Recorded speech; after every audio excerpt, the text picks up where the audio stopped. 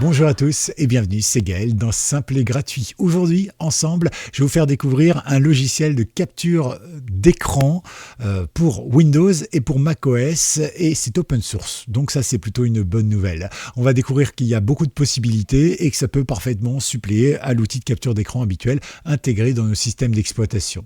Alors, bienvenue à tous. Pensez à liker cette vidéo, comme ça c'est fait, vous n'avez plus à y penser. Et puis pensez également à vous abonner. La newsletter est également disponible. N'hésitez pas à vous cliquez sur le lien et vous mettez votre mail. C'est dans la description, tout ça. Aujourd'hui, on va aller sur greenshot.fr. Normalement, quand vous tapez Greenshot sur votre moteur de recherche, vous allez tomber d'abord sur le site en anglais, puis sur le site français. Alors, le site français, il est bien, mais il renvoie sur le site anglais quand on clique ici. Voilà. En tout cas, c'est plutôt sympa. On y retrouve une interface toute simple, sobre, mais qui fonctionne bien, qui est très claire et qui permet de faire des captures d'écran, des captures de tout l'écran, des captures de régions. C'est-à-dire, on choisit par exemple de capturer juste cette partie-là. On peut aussi capturer par exemple une fenêtre. Par exemple, je capture uniquement ce qu'il y a sur ma fenêtre, je ne sais pas, d'Internet Explorer par exemple. Voilà. On peut aussi capturer tout un site internet. Par exemple, vous voyez, ce site internet, il est long, donc faut que je fasse pour le descendre. J'y ai une option pour, ça faudra la chercher, tout simplement, pouvoir cliquer dessus et il va vous prendre toute la page, comme ça, tout votre article entier. Et donc ça, c'est quelque chose de plutôt sympathique. Voilà. Alors, on va voir ça sur pièce, évidemment. Je vais faire un tuto qui dure pas longtemps. Je vais pas tout vous présenter, mais globalement, vous chercherez, vous regarderez et ça va bien se passer. Voilà. Ici, on clique sur télécharger. On arrive sur le site anglais, donc no problème. Alors, vous noterez un truc, c'est un logiciel open source. Donc, open source, ça veut dire que le code est ouvert. Ok, vous pouvez récupérer le code, le compiler et par exemple, si vous souhaitez le modifier pour qu'il fonctionne sur Linux, il fonctionnera sur Linux, tout simplement. D'accord. Donc ici, vous pouvez le télécharger. C'est gratuit. Donc, vous pouvez y aller. C'est gratuit pour Windows, mais vous voyez ici, only $1.99. Voilà. Tout simplement pour Mac. Alors, vous allez me dire, ouais, mais on est des utilisateurs de Mac. Ok, on veut bien payer une petite lingette de 25 €, mais on veut pas payer un logiciel à 1,99, etc., etc. Non, je plaisante, évidemment. Je m'agagne, comme on dit en Corse, les Corses que j'aime tendrement, évidemment. En tout cas, ici, c'est marqué, évidemment, pour couvrir les frais. Oui, pourquoi? Parce qu'en fait, quand vous mettez un logiciel, par exemple, vous créez une application Android et vous créez une application iPhone, la même application, d'accord? Sur Android, elle sera gratuite, avec ou pas de pub d'ailleurs, et sur iPhone, elle sera payante. Et je vous dis pourquoi. Parce qu'en réalité, le magasin d'applications, pour pouvoir y déposer une application, pour Android, quand vous êtes développeur, c'est 50 € à vie. Pour avoir un compte créateur, 50 €, vous payez qu'une seule fois. D'accord? Peut-être même 45 maintenant, je ne sais plus. Et par contre, pour l'iPhone, pour un programme, une application, c'est 199 $ par an.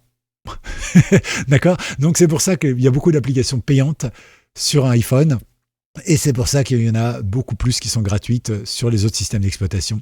Et notamment ici, si vous êtes sur l'App Store de Mac, forcément, vous risquez de devoir payer 1,99 € pour couvrir les frais et on comprend tout à fait. Voilà.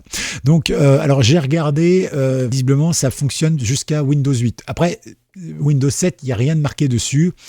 J'ai plus Windows 7, j'ai pas pu tester. Voilà, vous faites le test, vous me dites. Pour Windows 8, par contre, dans l'aide, vous regardez ici dans les facs ou dans l'help, vous regardez, il vous dit d'installer le .net. Donc voilà, on en a déjà parlé de ça dans les vidéos. Et puis si vous avez des questions, vous me demandez dans les commentaires. Pensez à mettre le message d'erreur complet. Par exemple, il vous demande une version précise de .net ou autre chose, que je puisse vous renseigner au mieux, parce que souvent on est obligé d'échanger 3-4 messages avant que j'ai l'information et que je puisse vous renseigner. Vous imaginez, sur une personne ça va, mais sur 10 ou 100 personnes c'est tout de suite plus long pour moi, donc merci d'être le plus clair possible et après comme d'habitude je vous renseigne au plus vite. Donc ici nous sur Windows, on va le télécharger gratuitement, on va cliquer dessus et moi il est déjà téléchargé, du coup on va pas le retélécharger, mais sinon vous le téléchargez. Après vous allez le chercher, jusqu'à là rien d'extraordinaire, il est là, donc je vais pouvoir double-cliquer dessus. Hop, il me dit OK, installation. Ici, je choisis en français parce que c'est toujours mieux. Ici, donc, je comprends. Alors, notez tout de même que les conditions d'utilisation, ils pourraient faire l'effort de les traduire en français maintenant qu'on a l'intelligence artificielle, mais ils le font pas. Ici, c'est les dernières nouveautés. Donc, lorsque vous êtes prêt, cliquez sur suivant. Donc, vous pouvez lire un petit peu tout ce qui se dit, tout ce qui se fait et tout ça. Ici, vous pouvez choisir un petit peu ce que vous voulez. Par exemple, vous pouvez l'ajouter à Microsoft Office. Ah, ça, c'est pas mal, ça, pour faire des captures spéciales à l'intérieur. Vous pouvez rajouter des greffons. Des greffons, applications, c'est des extensions, des petits bouts de programmes qui vont se rajouter à certains programmes principaux, comme par exemple Dropbox, Picasa par exemple, ou bien d'autres. Vous pouvez choisir les langues également. Par exemple, moi je vais choisir le français de France, c'est toujours mieux, hein, parce que j'ai rien contre nos amis québécois par exemple, mais votre français, il est plus français que le nôtre, et du coup, on ne le comprend pas forcément. Même si de temps en temps, vous utilisez un petit mot américain quand même, hein, glissé discrètement de derrière les fagots. Je taquine parce que je sais très bien que je dépasse l'Atlantique et que vous êtes nombreux là-bas, et que vous êtes d'ailleurs très assidus. Merci à vous. Donc voilà un petit peu, vous pouvez faire suivant. Voilà, hop, ici, on vous propose de lancer au démarrage de Windows, vrai ou pas, comme vous voulez. Moi, je vais cliquer non, j'aime pas quand ça démarre sans que je lui demande. Ici, je clique sur installer et c'est parti mon kiki. Hein, voilà, j'espère qu'on ne va pas me supprimer et me censurer pour avoir dit le mot kiki. C'est vrai qu'aujourd'hui, vous voyez, hein, dès que quelqu'un met un mot, même naturel ou quoi que ce soit, eh bien, hop, il met une astérix et tout ça, de peur de se faire censurer sur YouTube ou ailleurs. Ouais, ce que j'appelle de l'autocensure. Les gens préfèrent s'autocensurer plutôt que d'attendre, voir si effectivement on va les censurer ou pas. Et du coup, c'est eux qui créent la demande, en fait, de censure. Hein, c'est fou. Allez, ici, on va démarrer le logiciel. On va cliquer dessus. Et normalement, ici, voilà, tout est prêt. Alors, vous allez me dire, ouais, mais il est où et tout ça? Oui, pas d'icône, puisque je n'ai pas demandé d'icône sur le bureau. Alors, on va aller en bas, ici, hop, et on va cliquer tout simplement ici. On va le retrouver. Alors, je peux faire un clic droit et avoir mon menu. Ok, je peux cliquer dessus, voilà, et là, quand je clique dessus gauche aussi, j'ai mon menu. Ok, à partir de là, vous avez les préférences. Donc, si jamais il n'était pas en français et que vous avez oublié de le mettre en français, eh bien, il n'y a pas de souci. Vous le prenez, vous changez ici. Vous pouvez lancer au démarrage de Windows. Voilà, vous pouvez choisir la taille des icônes, ce que vous voulez, les captures, c'est bien ça. Donc, est-ce que vous voulez jouer un son d'appareil photo quand ça prend une capture? Personnellement, j'évite, je trouve ça horrible. Voilà, est-ce que vous voulez afficher une notification, ajouter une loupe? Vous allez voir, ça c'est vachement bien.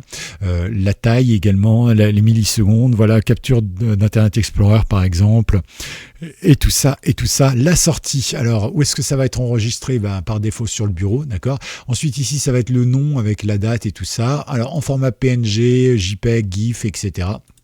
Vous voyez que même quand vous êtes en PNG par exemple, eh bien vous pouvez ici hop choisir, enfin surtout en GIF d'ailleurs, hein, enfin en JPG pardon, vous pouvez choisir la qualité de sortie de compression. Par exemple, si vous faites un tuto YouTube, vous pouvez mettre 100%, mais si c'est juste des petites captures d'écran que vous allez mettre sur Facebook, vous pouvez mettre 37 ou 70%. Hein, voilà, vous n'êtes peut-être pas obligé de tout mettre. Voilà, vous pouvez mettre automatiquement le lien du fichier vers le presse-papier, ce qui est pratique pour le coller directement par exemple sur un réseau social ou peu importe. Vous pouvez choisir un peu ce que vous voulez. Ici c'est pareil, vous pouvez choisir où est-ce qu'il va apparaître.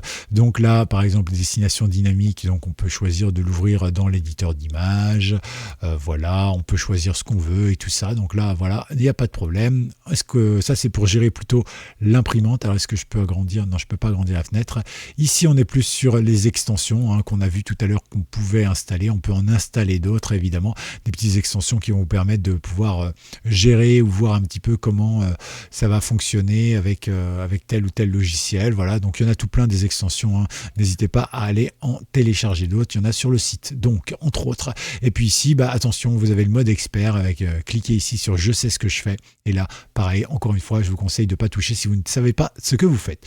Ok, bon, testons-le ce petit logiciel. On va prendre quelque chose, par exemple, je sais pas moi, je vais prendre cette fenêtre là qui est toute belle, d'accord? Donc on va faire comme ça, hop, ici, on va appuyer ici, on va faire capturer la dernière fenêtre active, et vous voyez que ici, il va sélectionner automatiquement ce que je veux sélectionner.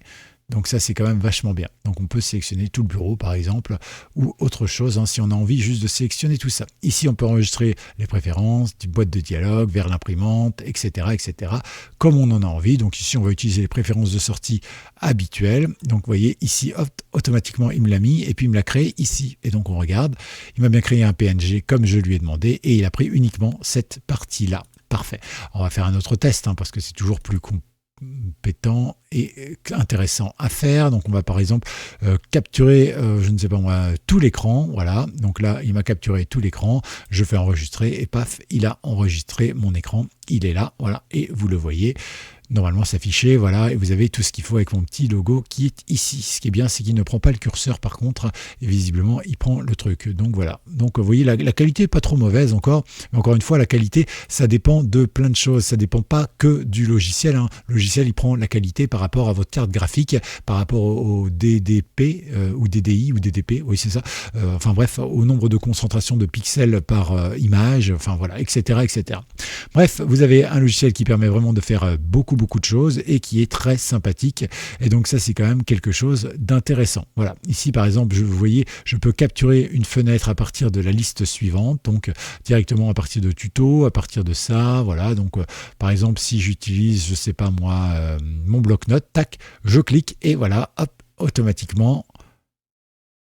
Et ce qui me l'a pris, ah oui, ici, je vais donc pouvoir ici enregistrer mon image, donc ici on va pouvoir fermer, on va double-cliquer et hop, il m'a pris ma capture d'écran, voilà, qui est intégrale, et vous avez ici tout ça. Donc c'est plutôt sympa, ça offre une alternative à ce fameux logiciel comme ça, par exemple, hein, que vous connaissez tous. Alors je ne sais pas du coup si vous le voyez vous, c'est voilà, c'est le logiciel de Windows qui permet de capturer des images audio, enfin vidéo, des images comme ça, qui vous permet aussi de faire des captures, qui vous permet de faire plein de petits trucs qui sont très agréables, notamment sur Windows 11, hein, c'est vrai qu'ils ont bien amélioré l'outil, mais c'est vrai que du coup, bon bah là, hop, vous y êtes. Et puis vous pouvez bien sûr, si vous le souhaitez, eh bien voilà, installer ce petit logiciel. Si vous l'aimez, vous mettez hashtag Greenshot, voilà, et vous n'hésitez pas à mettre ça dans les commentaires. Dites-moi aussi si vous utilisez vous un logiciel, on a déjà présenté certains pour prendre des captures d'écran, n'hésitez pas, dites-moi tout en commentaire. Pensez à liker cette vidéo, pensez à vous abonner et à très bientôt pour un tout nouveau tuto, ici même sur Simple et Gratuit. C'était Gaël, ciao.